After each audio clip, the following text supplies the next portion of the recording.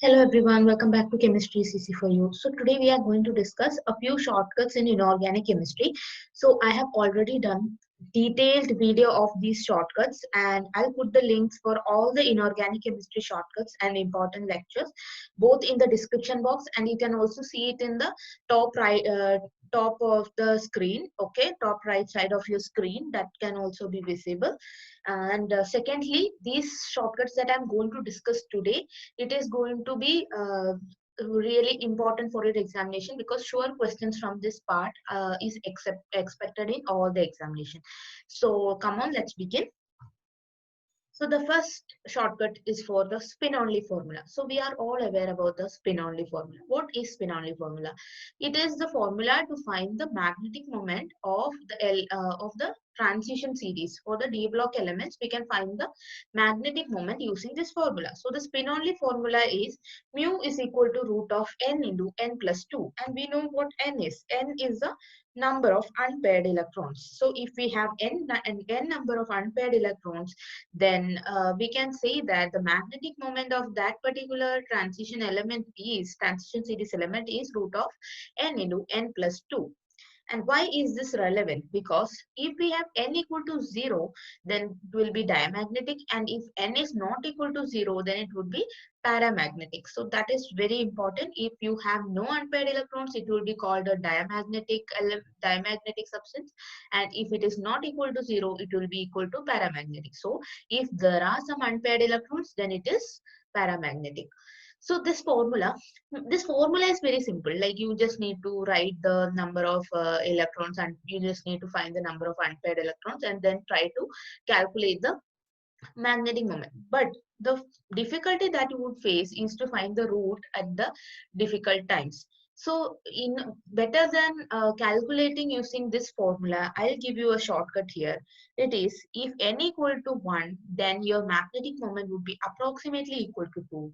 And if n equal to 2, then approximately the value would be equal to 3, and it is so on. So if n is equal to 5, your magnetic moment would be approximately equal to 6. So this is the shortcut. So when you have 4 options, and if you can calculate the number of unpaired electrons, you should directly go and see for a value which is closer to n plus 1. So if you find that the number of unpaired electrons in your question is equal to 4, then you should check the option to find something approximately equal to 5. It can be either 4.89, or it can also be 5.01. So that is approximately, in the sense it is almost near to the next number. So if you want any more examples of this part, you can go and watch that video where I have discussed so many examples. I have discussed so many examples, and along with options, I have discussed a few questions. So you can go and watch that video for more details. So this is the first shortcut, spin only formula. If you have n equal to 1, n equal to 2, etc., the magnetic moment would be approximately equal to 2, 3 respectively. Just it is true for n equal to 3, 4, 5, 6, etc. Now let's go. So to find the hybridization, we have two different shortcuts. So I'm going to explain both of this. So hybridization shortcuts. First of all, this is the formula to find the hybridization. So hybridization, we will get a value h, which is equal to half into v plus m minus c plus a, where, where v stands for, for V stands for the number of valence electron of the central metal atom. M stands for the number of monovalent atoms attached to it. Minus C. C means the charge of the cation, and A means the charge of the anion. So you have to subtract the charge of the cation and add the charge of the anion. So again, half into V plus M minus C plus A, where V is the number of valence electrons of the central metal atom. Be very careful, it is of the central metal atom. And M is the number of monovalent atoms present in it, which is like hydrogen, chlorine. These are all monovalent, and whose valency is 1, that is monovalent. And C, charge of cation, and A, the charge of anion. Now, if you have this value, if it is equal to 2, then your hybridization would be sp. If it is equal to 3, then your hybridization is sp2. 4 sp3, 5 sp3d, 6 sp3d2, and 7 sp3d3. This is very important. And again, I have solved a lot of examples from this part in the previous video. You could go and watch that in the respective videos, whose link you can find in the description box below. So I have solved for NH4 plus, I3 minus, and all those questions I have solved in that previous video. You can go and check them. This is one of the sure questions, and you can directly use this formula to find the answer. So I'll discuss one more shortcut, and which is convenient for you, you can opt for that particular shortcut. Next, the shortcut 2 for hybridization. So what we are first step, we have to calculate the total number of electrons on all atoms. So if we have if we have H, whatever it be, you have to calculate the, if it is for NH4, we have to calculate the total number of electrons on all atoms, like NH and the 4H. You have to calculate the total number of electrons on all the atoms. Then there can be two cases. This sum can be from the range of 1 to 8, or it can also be from the range 8 to 54. So if it is in the range, if the sum is in the range 1 to 8, just divide it by 2, and that number would be equal to Q1. And if it is in the range 8 to 54, just divide it by 8, and you will get again that can also be Q1. So this value would be equal to Q1. Once again, you will calculate the total number of electrons on all atoms. It can fall into two categories. If it falls into 1 to 8, divide it by 2, and the answer you get is Q1. And if it is in the range of 8 to 54, divide it by 8, and that would be Q1 in that case. Then one another case that can occur is there can be a remainder. So a remainder would be there. If there is a remainder, just make it to be Q2. So if you have a remainder, so you know what a remainder is. That is, if you are dividing 5 by 2, what is the remainder? So we have 5 by 2. If your total number of electrons is 5 divided by 2, your Q1 would you will get 2, and this is 4, and you get 1 as the remainder. So this will be Q2. Okay. So that is the answer. So divide it by 2, and here what happens, if the total number of electrons is 5, suppose it is 5, you will divide it, it falls in the range of 1 to 8. So you should divide it by 2, and your Q1 would be equal to 2, and the Q2 would be equal to 1. Similar is the case for the range from 8 to 54. Next, it is very simple. You just add Q1 and Q2, and that would be your H. Again, if H equal to 2, it is SP, H equal to 3 SP2, 4 SP3, 5 SP3D, 6 SP3D2, and 7 SP3D3.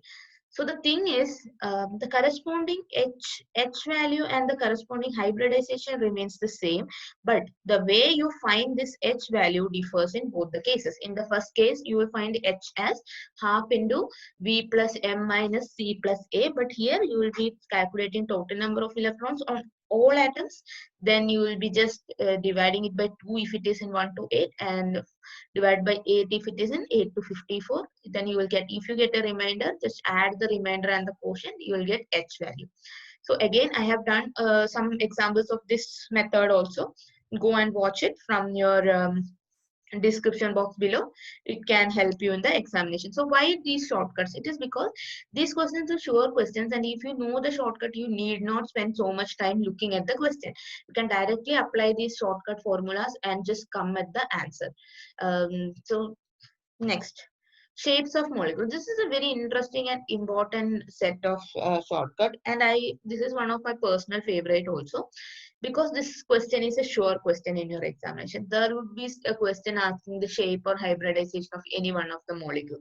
So what you have to do? So I'll explain this one by one. Please carefully listen this one. So first stage, in the first stage, you need not check these two columns. Okay. In the first stage, you will write numbers 20, 21, 22, 23, 20, 21, 22, 23. Then you will go for 30, 30, 31, 32, 40, 41, 42, 50, 51, 52, and 60. So you need to write 23 only in case of the 20 series. Rest everything, it will be 30, 31, 32, only up to 2. First of all, you are writing these numbers. So 20, 21, 22, and only in 20 series, you will be writing 23. In rest of all the series, you will write 30, 31, 32, 40, 41, 42, 50, 51, 52. Okay. Once you have written the number, you can divide them into 2. And which is the bond pair The first number would be the bond pair and the second one would be the number of lone pair. And these are the shape. If you have two bond pair and zero lone pair, the shape is linear. If you have two bond pair and one lone pair, it is having the shape bend. If it is having two bond pair and two lone pair, it is again bend. 2 and 3, it is linear. 3 and 0, it is trigonal planar. 3, 1, it is pyramidal. Then 3, 2, it is T-shape. 4, 0, tetrahedral. 4, 1, trigonal bipyramidal. 4, 2, square planar. 5, 0, trigonal bipyramidal. 5, 1, square pyramidal. 5, 2, pentagonal planar. And 6, 0, octahedral. So first of all, what you have done, you have written 20, 21, 22, 23. And in all the other case up to 60, you have written only up to 2, like 40, 41, 42, 50, 51, 52. Then you'll get 60. So these things you have done, and then you have divided the two digits into single, and you'll get the bond pair as well as the lone pair. Now, how to memorize this shape? So I have made two different sentences to remember this shape. So the first sentence is, little boy bought lemon tree printed t-shirt today. And the second sentence is, 3 students threw slate pencils outside. You can make your own sentences, but the concept should remain the same. In the first sentence, little stands for linear, boy stands for bend, second bought stands for bend, lemon linear, trigonal tree stands for trigonal planar, printed pyramidal, t-shirt T-shape, today tetrahedral, 3 trigonal. In the second sentence, 3 stands for trigonal bipyramidal, student square planar, and through trigonal bipyramidal, slate square pyramidal, pencils pentagonal planar, and outside as octahedral.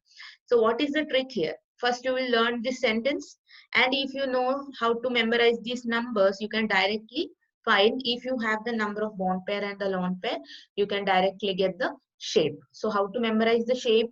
Little boy bought lemon tree printed t-shirt today. 3 students threw slate pencils outside. So with using these two sentences, you will be able to write the values. So these are the two sentences using which you can find the shape. That is, you can memorize the shape. And also second thing, you have to memorize these numbers like this. In only in the 20 series, you will go up to 23.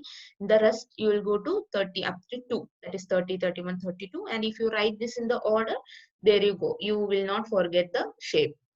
This order, you can remember it in this order, and this will be very easy. I have also illustrated some examples using this technique also. You can watch the video in the description box. This also is a very important type of question asked in all different examination, and if you learn this, this is going to help you really well. Now, next shortcut. This is to find, this is another very important question, because mostly in the examination they'll ask you, write the range of what would be the order of bond order of O2 plus O2 and O2 minus. In these cases, you will be struggling to write sigma 1s2, sigma star 1s2, and you will write the whole molecular orbital theory that series. You will try to write a whole molecular orbital and try to figure it out. But that is a really long and a long method and time consuming method. So I'm going to give you some shortcuts with which you can find this answer. So first of all, what is the general formula of bond order? It is half into Nb minus Na, where B is the number of electrons in the bonding and or molecular orbital, and Na is the number of electrons in the anti-bonding molecular orbital. Now, in this particular case, in our shortcut, how we will find it? In our shortcut, the bond order will be equal to 3 minus n into 0.5. First of all, what you have to remember is this works only when the number of electrons is 10 to 18. In the molecule, if the number of electrons is 10 to 18, in such cases this works. And mostly this works for like homonuclear diatomic molecules like N2, O2, and their cation anions. So these things will be working mostly for those cases. And in your examination, questions are mostly asked from those places only. And it is also working for CO and such things also. But certain cases it might not. But for you, for the people who are writing the MSc exams mainly, it is going to MSc, JE, and JAM. All the MSc, the entrances up to the MSc level. It will be really helpful for you people. So bond order is equal to 3 minus n into 0.5. So what is this 3? This 3 is actually, for this shortcut, our standard is equal to, if our standard is the nitrogen molecule, with which we will compare. So the bond order of nitrogen is 3. That's why we have the 3 here. You need not care about it. And what is N? N equal to 14 minus the number of electrons. So if the number of electrons you have is 10, then your N would be equal to what? It will be equal to 4. So, and n into 0.5, it will be 2, and the bond order will be equal to 1. So, hope you got it. So, what you have to do, the bond order will be equal to 3 minus n into 0.5, where n is equal to 14 minus the number of electrons in your molecules. So, if it is O2 plus, then the electrons will be equal to 15. So, 14 minus 15 is minus 1. You need not care about this minus and the plus. You have to just go with the you have to just go with the value, like the modulus value. So the answer would be equal to, accordingly you can write. So 3 minus point n into 0.5. So that would be your answer. Then I have one other shortcut to find the bond order, which is to memorize this chart. So you can, for 10, it will be bond order will be 1, 11, it will be 1.5, 12, it will be 2. If the total number of electrons is these values, your corresponding bond order will be this. So how to memorize this? So you should first of all write 14 is equal to 3. The value of 14 will be equal to 3. Then if you write 10, 11, 12, 13, 14, 15, 16, 17, 18, then on the 14 to 10, you have to reduce 0.5 each, and 14 to 18 also you have to reduce 0.5 each. So suppose 14 has 3. You have to remember only 14 is equal to 3. The bond order of total number of electron 14 case would be equal to 3. So for 13, you have to just reduce 0.5 in the bond order, which is 2.5. Then for 12, you will reduce 0.5 from 13, which is 2. Then for 11, you will reduce 0.5 from 2, which is 1.5, and so on. Similarly, for 15, again you will reduce 0.5 from 14, which is 2.5. For 16, you will reduce 0.5 from 15, which is 2, and so on up to 18. So this is another shortcut to find the bond order of electrons. So you can either use this formula, or I think this chart will be better to memorize the bond order. So there you go. These questions are also really important. You are going to score really well if you remember these. And also in this case, if you're getting negative value, don't consider the negative. So for example, if you have total number of electrons as 15, what you will do, you will get minus 1 as the value. So minus 1 into 0.5, it will be, you will think it is 3.5, but no, it is 2.5, because you will not consider minus 1, but instead you will consider only 1. So you have to just calculate the positive value. You can say that only the positive value will be considered. 14 by minus the number of electrons, 3 minus n into 0.5, or better, you can use this chart where 14, you will start from 14 and reduce 0.5 to the top and 0.5 to the bottom. And this works only from the range of 10 to 18 electron molecules. Remember this. For more details and to find the examples from this region, you can check the description box for the links. And further, I have also done many videos on the inorganic chemistry part, like how to find the number of stereoisomers without any calculation, how the number of stereoisomers in square planar and octahedral complexes, then silicase general formula, boranes if it is nido or ethno or clozo, how to find them, p block shortcuts, mo theory, and all these links are attached in the description box. So study really well, try to learn all the shortcuts and formula in the last few days. It will be helpful for you. If you need any more videos, please ask me in the comment section below. I'm ready to do it. Thank you so much for watching. Have a good day. All the best, and keep preparing.